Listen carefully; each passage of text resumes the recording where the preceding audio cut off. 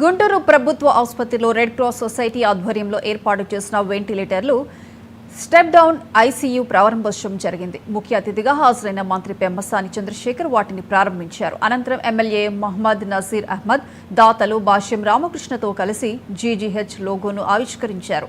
అనంతరం ఆయన మాట్లాడుతూ రెడ్ క్రాస్ సొసైటీ అందిస్తున్న సేవలను అభినందించారు.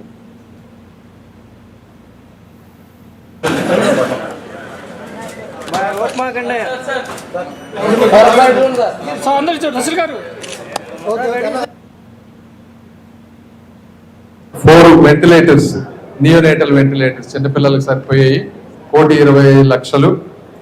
6 మొబైల్ వెంటిలేటర్లు 40 లక్షలు, ఒక్కొక్కటి 7 లక్షల రూపాయలు. మొత్తం అవి రెండు చూస్తే 1.6 crores వస్తున్నాయి. అవి కాకుండా ఈ ఫెసిలిటీ, దానికి కావాల్సినటువంటి బెడ్స్, అదేవిధంగా ఏసీస్, ఇవన్నీ ఇచ్చినటువంటి దాతలందరికీ కూడా మనస్ఫూర్తిగా గుంటూరు ప్రజల తరఫున కృతజ్ఞతలు తెలుపుకుంటా ఉన్నాను. రెడ్ క్రాస్ అనేది మీరు చూస్తే 100 సంవత్సరాల నుంచి ఉన్నటువంటి సంస్థ.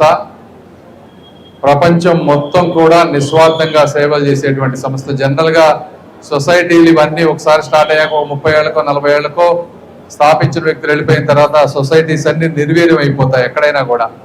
కానీ అతి తక్కువ సంస్థలు ప్రపంచవ్యాప్తంగా కులమతాలకు అతీతంగా, ప్రపంచాల బార్డర్లకు అతీతంగా సేవలు అందించేటువంటి సంస్థలు కొన్నే ఉంటాయి. అవన్నీ కూడా ఈ విధంగా ఇలా నడుస్తున్నాయంటే ప్రతి ప్రాంతంలో కూడా ఆ భావజాలాన్ని అర్థం చేసుకొని ముందుకు తీసుకువెళ్ళేటువంటి నాయకత్వం ఉన్నప్పుడు మాత్రమే ఈ సొసైటీలు నడుస్తాయి.